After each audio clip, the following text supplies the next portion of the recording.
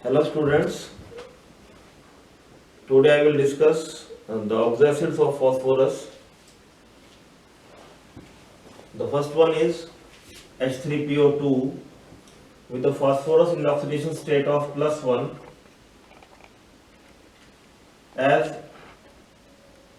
you note that the oxygen content is less, so we use the prefix hypo here, hypophosphorus acid. Next, we are increasing the oxygen content that is H3PO3. Now the name is phosphorus acid with the oxidation state of phosphorus as +3. Next I have H3PO4 with oxidation state of phosphorus as +5 and the name is phosphoric acid. Again I have H3PO5. Oxidation state of the phosphorus is a +5 and it is proxomonophosphoric acid. Now in the case of the proxomonophosphoric acid, if we find out the oxidation state of phosphorus by the conventional method, it comes out to be +7. But actually, as the number of valence electrons in the case of phosphorus is a 5, its atomic number is 15. So number of valence electrons is 5. So it cannot exceed its oxidation state beyond 5. It means in this molecule, in this oxoacid, we have a proxo linkage. That is why it is coming out to be 7 by the conventional method. Actually the oxidation state is +5. If you notice its structure, P double bond O, single bond OH, single bond OH, OOH. Actually here the two oxygens are attached to each other through the proxo linkage. So that is why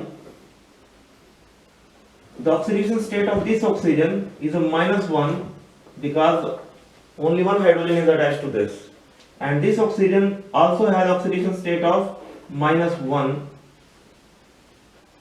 Rest of the three oxygens are in the -2 oxidation states, and this contribution, because of this bond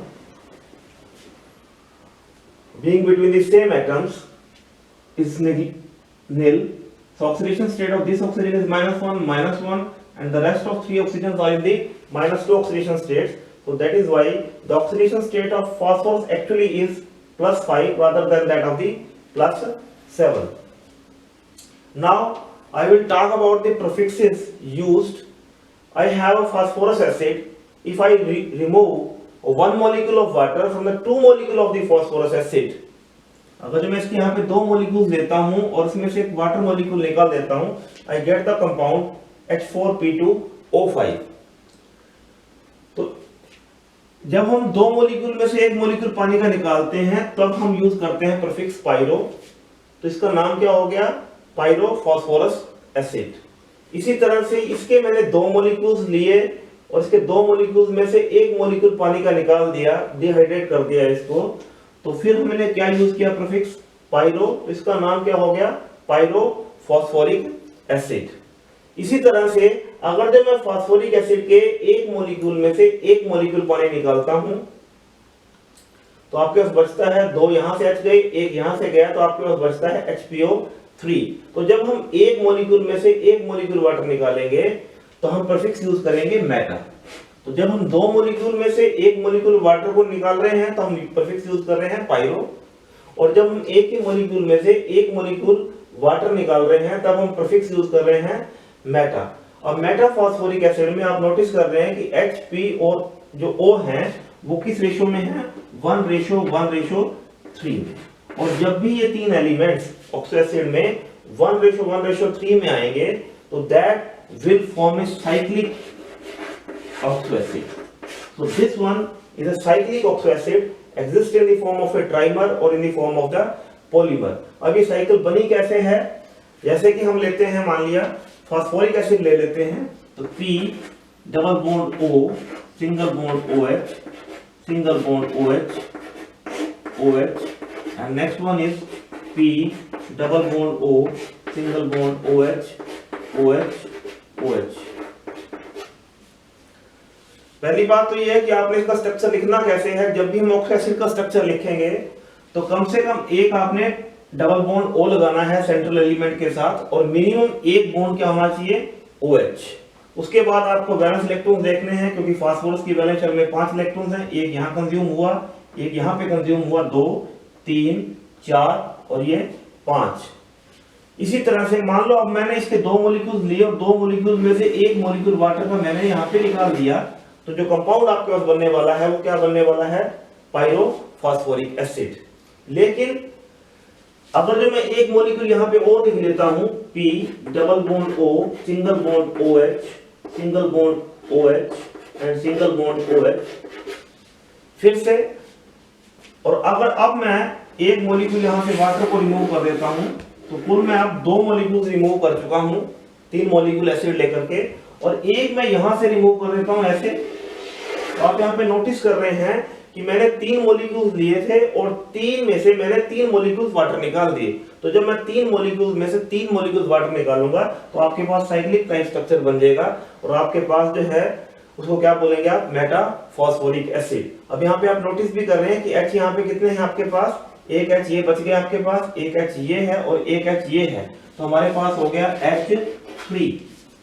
P देख रहे हैं आप दोबारा से, 1, 2 और 3, तो P भी अपने पास कितने हैं, P भी 3 हैं, और O आपके पास यहाँ पे कुल बचेंगे 9, 1, 2, 3, 4, 5, 6, 7, 8 और एक ये 9, तो H3P3O9। So here you notice that the H, P and O are in the ratio of 1:1:3। तो जब भी आपके पास हाइड्रोजन, फास्फोरस और ऑक्सीजन जो है 1:1:3 में आएगा, इसका मतलब वो वाला जो ऑक्सो एसिड है हमेशा आपका कैसा होगा, साइक्लिक होगा। दूसरी बात यहाँ पे नोटिस करने की है कि जब भी आप कन्वेंशनल मेथड से किसी ऑक्सो एसिड का ऑक्सीडेशन नंबर निकालेंगे और वो एक्सपेक्टेशन से ज्यादा आ रहा है, जितना होना चाहिए था उससे फालतू आ रहा है, इसका मतलब उसमें कहीं ना कहीं प्रॉक्सो लिंकेज है। तो इस तरह के एसिड को हम क्या बोलेंगे, प्रॉक्सो एसिड। इसी तरह से मैंने एक और एसिड लिखा हुआ है H4P2O6। अगर जो हम इसका ऑक्सीडेशन नंबर निकाल लें तो ऑक्सीडेशन नंबर आएगा आपके पास यहाँ पे 4। अब 4 तो किसी हिसाब से नहीं बनता, या इधर या तो 1 होता है, या फिर 3 होता है, या फिर 5 होता है। तो यहाँ पे कितना आ रहा है आपके पास, H4P2O6 में ऑक्सीडेशन जो स्टेट आ रहा है फास्फोरस का, वो आपके पास आ रहा है +4। तो +4 कैसे हो सकता है, तो एक ऑक्सीडेशन स्टेट कम तभी हो सकता है जब आपके पास 2 सेम एटम्स के बीच में लिंकेज हो। जैसे कि इसका स्ट्रक्चर अगर हम ड्रा करें तो P, डबल बॉन्ड O, ये मैंने कहा था कि मिनिमम आपने डबल बॉन्ड O लगाना है, single bond OH, single bond OH, दूसरा मैंने P लिख दिया, P, double bond O, single bond OH, और सिंगल बॉन्ड क्या हो गया आपके पास, OH। अब यहाँ पे अगर जो मैं ऑक्सीजन लगा देता यहाँ पे, तो क्या होता कि इस इलेक्ट्रोनेगेटिव एलिमेंट की वजह से इसके ऊपर जो इसको जो कंट्रीब्यूशन मिलता ऑक्सीडेशन स्टेट का, वो मिलता +1। लेकिन अब क्योंकि दोनों सेम एटम के बीच में हो गया, तो यहां से इसको कोई कंट्रीब्यूशन नहीं मिला, तो केवल ये 4 इलेक्ट्रोनेगेटिव एलिमेंट से कह सकते हैं आप 4 इलेक्ट्रोनेगेटिव बॉन्डेड एटम से अटैच है। ये 1, 2, 3, 4 एलिमेंट तो 4 नहीं, एक्चुअली बॉन्ड 4 बनाए हुए हैं इलेक्ट्रोनेगेटिव एलिमेंट के साथ। तो इसका ऑक्सीडेशन स्टेट जो है वो घट करके 5 की बजाय कितना हो गया, 4 हो गया। तो आपको क्वेश्चन आ सकता है कि अगर जो ऑक्सीडेशन स्टेट जो है वो कम हो जाता है, तो आप ये उम्मीद कर सकते हैं कि उसमें कहीं ना कहीं सेम एटम्स के बीच में लिंकेज होगी। और ऑक्सीडेशन स्टेट अगर जो ज्यादा आ जाता है, तो आप उम्मीद करते हैं कि उसमें कहीं ना कहीं कौन सी लिंकेज होगी, प्रॉक्सो लिंकेज होगी। इसके अलावा हम बात करेंगे इसकी बेसिसिटी की, कि जो ऑक्सो एसिड्स हैं फास्फोरस के, उसमें जनरली आपको क्या देखने को मिलेगा कि इसकी जो बेसिसिटी होती है, वो जितने ऑक्सीजन प्रेजेंट होते हैं उसके अंदर, ऑक्सो एसिड के अंदर, जैसे कि यहाँ पे आपको देख रहे हैं कि H3PO2 है, तो यहाँ पे जो नंबर ऑफ ऑक्सीजन हैं वो कितने हैं, 2 हैं। तो इसकी जो बेसिसिटी होगी वो 1 होगी, that is a monobasic acid, monobasic. इसी तरह से आप H3PO3 में नोट कर रहे हैं कि नंबर ऑफ जो ऑक्सीजन एटम्स हैं वो यहाँ पे कितने हैं, 3 हैं। तो इसकी जो बेसिसिटी है वो कितनी होगी, 2 होगी। इसी तरह से H3PO4 में देख रहे हैं कि यहाँ पे नंबर ऑफ ऑक्सीजन कितने हैं, 4 हैं, तो इसकी जो बेसिसिटी होगी नंबर ऑफ ऑक्सीजन -1, यानी कि यहाँ पे जो बेसिसिटी होगी वो कितनी होगी आपके पास, 3 होगी। बाकी इसका जो हम स्ट्रक्चर ड्रा करेंगे और स्ट्रक्चर से आपको पता लग जाएगा कि बेसिसिटी 1, 2 या 3 किस तरह से है, तो हम अब उसका स्ट्रक्चर ड्रा करते हैं। तो अब हमने इनके स्ट्रक्चर्स ड्रा किए हैं। ये हमारे पास है पहले hypophosphorous acid, next one is a phosphorus acid and third one is phosphoric acid. अभी मैंने आपको बताया था कि इसका जो आपने स्ट्रक्चर कैसे ड्रा करना है, कम से कम आपने सेंट्रल एलिमेंट के साथ डबल बॉन्ड O लगाना है और मिनिमम अपने का लगाना है एक OH लगाना है। और आपको पता है इसकी वैलेंस शेल में कितने इलेक्ट्रॉन्स हैं, 5, तो 5 आपने इसके कंज्यूम कराने हैं, या नहीं कंज्यूम होंगे तो लोन पेयर बचेगा, तो 1, 2, 3, 4 और ये 5 हो गए। फिर मैंने आपको बताया कि जितने इसमें नंबर ऑफ ऑक्सीजन होते हैं उससे एक कम उसकी बेसिसिटी होती है। यहाँ पे कितने ऑक्सीजन आपके पास है, 2 ऑक्सीजन है, तो इसकी बेसिसिटी 1 है, that is a monobasic acid. इसमें नंबर ऑफ ऑक्सीजन आपके पास कितने हैं, 1, 2 और ये 3 हैं, तो यहाँ पे इसकी बेसिसिटी कितनी है, 2 है। जबकि यहाँ पे नंबर ऑफ ऑक्सीजन आपके पास 4 है, तो इसकी बेसिसिटी कितनी है, 3 है। तो ये केवल 1 सीरीज ऑफ साल्ट बनाएगा, तो केवल इसका एक H रिप्लेसेबल है, तो इस H को मैंने रिप्लेस कर दिया, मान लो सोडियम से रिप्लेस कर दिया, साल्ट बना लिया। यहाँ पे दोनों H रिप्लेस हो सकते हैं, एक बार एक सोडियम से, फिर दूसरी बार दूसरी सोडियम से, दोनों हाइड्रोजन मैंने सोडियम से रिप्लेस कर दी। ये वाला H जो है इससे रिप्लेस नहीं हो सकता सोडियम से, क्योंकि ये वाला H जो है वो एसिडिक नहीं है। जबकि यहाँ पे आपके पास तीनों जो H हैं वो कैसे हैं, एसिडिक हैं, इसकी बेसिसिटी 3 है, तो हमारे पास 3 सीरीज ऑफ साल्ट्स बनेंगे। पहली बात तो हमने इसकी नेमिंग कैसे करनी होती है साल्ट्स की, जहां भी आपके पास पीछे अस लगा होता है, जैसे हाइपोफॉस्फोरस है, तो इसका जो साल्ट होगा वो आइट होगा, तो इसका नाम है सोडियम डाइहाइड्रोजन फॉस्फाइट। जहां आपके पास पीछे अस लगा हुआ है तो साल्ट के पीछे आपने क्या लगाना है, आइट शब्द लगाना है, तो सोडियम डाइहाइड्रोजन फॉस्फाइट। इसी तरह से अब इसका भी नाम क्या आपके पास है, इसका नाम है आपके पास फॉस्फोरस एसिड, फॉस्फोरस एसिड। तो इसमें भी आप इसके नाम में देख रहे हैं कि पीछे क्या लगा हुआ है, अस लगा हुआ है, ऑक्सीडेशन स्टेट इसकी कम है, +3 है, तो इसके साल्ट के पीछे भी आपने क्या लगाना है, आइट, that is sodium dihydrogen phosphite, and this one is disodium hydrogen phosphite. इसी तरह से अगर जो नेक्स्ट मैं बात करूं कि जब आपका एसिड, ये आपका हो गया फॉस्फोरिक एसिड, फॉस्फोरिक एसिड। अब जब आपके एसिड के पीछे इक लगा होता है तो आपने जो साल्ट का नाम देना है वो देना है, पीछे लगाना है 8, that is sodium dihydrogen phosphate. मैंने एक H रिप्लेस किया है सोडियम से, अब मैंने यहाँ पे 2 H रिप्लेस कर दिए, फिर मैंने 3 H रिप्लेस कर दिए, तो इसका दूसरे का नाम है डाइसोडियम हाइड्रोजन फॉस्फेट। इसी तरह से जो तीसरे का नाम है, क्योंकि हाइड्रोजन तो रहा नहीं इसके पास, तो इसका नाम क्या हो गया, सोडियम फॉस्फेट। तो आपने ध्यान रखना है कि इसकी नेमिंग कैसे करनी होती है आपको, कि जब अस लगा हो तो पीछे क्या लगाना होता है आपको, साल्ट के आइट, यहाँ भी आइट लगेगा आपके पास, यहाँ पे हाइपोआइट लगेगा, जबकि यहाँ पे क्या लगेगा आपका, 8 लगेगा। इसी तरह से आप नोटिस कर रहे हैं कि यहाँ पे जो ऑक्सीडेशन स्टेट थी हाइपोफॉस्फोरस एसिड में, वो क्या थी आपके पास, +1 ऑक्सीडेशन स्टेट ये शो कर रहा था फास्फोरस यहाँ पे, जबकि फास्फोरस एसिड में ऑक्सीडेशन स्टेट फास्फोरस की जो सेंट्रल एलिमेंट है वो कितनी है, +3, जबकि इसमें कितनी है आपके पास, +5 है। तो इस एसिड में आप नोटिस कर रहे हैं कि जब किसी एलिमेंट जब कोई कम ऑक्सीडेशन स्टेट शो करता है तो that behave as a reducing agent. Moreover जो सप्लायर होता है हाइड्रोजन का, उसको भी हम क्या बोलते हैं, रिड्यूसिंग एजेंट बोलते हैं। तो यहाँ पे ऑक्सीडेशन स्टेट कम है तो ये नेचुरली क्या होगा, रिड्यूसिंग एजेंट होगा। दूसरी बात, इसके पास पीएच बॉन्ड प्रेजेंट है, तो पीएच बॉन्ड का मतलब ये सप्लाई कर सकता है हाइड्रोजन को, तो ये क्या बिहेव करेगा, रिड्यूसिंग एजेंट। इसी तरह से इसके पास भी क्या है, H है सप्लाई करने के लिए, तो ये भी क्या बिहेव करेगा, रिड्यूसिंग एजेंट बिहेव करेगा। हालांकि ये वाला जो रिड्यूसिंग एजेंट है वो इसके मुकाबले में क्या होगा, वीक होगा, क्योंकि इसके पास कितने पीएच बॉन्ड्स हैं, इसके पास हैं 2 पीएच बॉन्ड्स, जबकि यहाँ पे केवल कितने हैं, 1 पीएच बॉन्ड है, ऑक्सीडेशन स्टेट भी ज्यादा है। तो ये दोनों के दोनों, चाहे वो हाइपोफॉस्फोरस एसिड हो चाहे वो फास्फोरस एसिड हो, दोनों के दोनों क्या बिहेव करते हैं, these behave as a reducing agents. तो क्योंकि आपके पास ये दोनों एसिड जो हैं, चाहे वो H3PO2 हो और या फिर आपके पास क्या हो H3PO3 हो, both will behave as a reducing agents.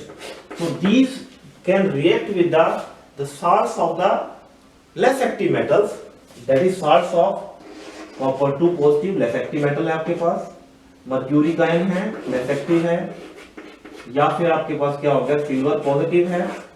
तो ये क्योंकि आपके पास लेस एक्टिव मेटल्स के साल्ट्स हैं, आयंस हैं, तो ये क्या बिहेव करेंगे reducing agents, sorry oxidising agents. तो अगर हम इसकी रिएक्शन करा दें रिड्यूसिंग एजेंट की इन ऑक्सीडाइजिंग एजेंट्स के साथ, किसी का भी साल्ट ले सकते हैं आप, H3PO2 की रिएक्शन कर सकते हैं आप कॉपर 2 पॉजिटिव आयन के साथ, यानी कॉपर सल्फेट के साथ, मर्क्यूरी क्लोराइड के साथ या सिल्वर नाइट्रेट के साथ।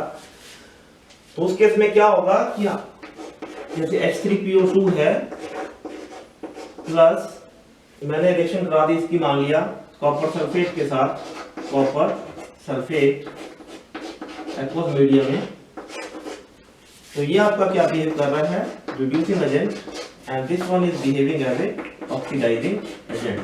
तो ये जो तीनों सॉल्ट्स हैं वो बार-बार यूज होंगे आपके, कॉपर 2 पॉजिटिव आयन हो गया, मर्क्यूरिक आयन हो गया, सिल्वर नाइट्रेट का सॉल्यूशन हो गया, ये सब क्या बिहेव करते हैं रिड्यूसिंग एजेंट। अब ऑर्गेनिक केमिस्ट्री में भी पढ़ते हैं, बेनेडिक्ट सॉल्यूशन पढ़ते हैं, copper 2 positive ion in the presence of OH negative ion, Tollens reagent पढ़ते हैं, Ag पॉजिटिव होता है, the ammoniacal solution of silver nitrate. तो all these are the weak oxidising agents. तो अगर हम इस रिड्यूसिंग एजेंट की रिएक्शन कराएंगे इस ऑक्सीडाइजिंग एजेंट के साथ, तो that will undergo oxidation and will change to the H3PO4, that is the phosphoric acid, and itself will get reduced to the metallic copper plus उसके बाद आपको दिख ही रहा है सल्फेट का कुछ होने वाला है नहीं, तो that will remain as such in the form of H2SO4।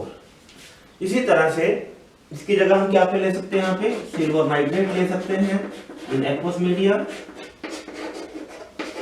Again the same reducing agent and this one is oxidizing agent. So again you will get H3PO4 plus metallic silver plus nitrate will remain as such, that is HNO3.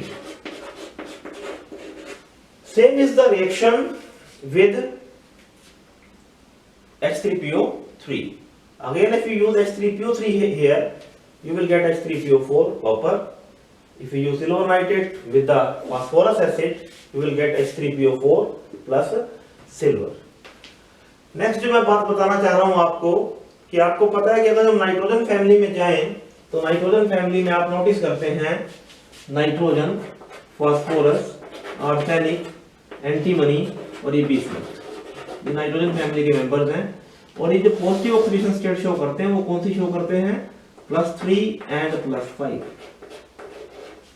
+3 and +5। और downwards अब जब move करते हैं, ऊपर से जब हम नीचे आते हैं, डाउन द ग्रुप आते हैं, हमेशा क्या होता है कि जो लोअर ऑक्सीडेशन स्टेट होती है उसकी स्टेबिलिटी बढ़ती है, मोर स्टेबल होती है वो, और हायर ऑक्सीडेशन स्टेट की स्टेबिलिटी क्या होती है, घटती है। यानी कि ऊपर वाले जो एलिमेंट्स हैं वो +5 में ज्यादा स्टेबल हैं, और नीचे वाले एलिमेंट्स होते हैं वो +3 में ज्यादा स्टेबल होते हैं।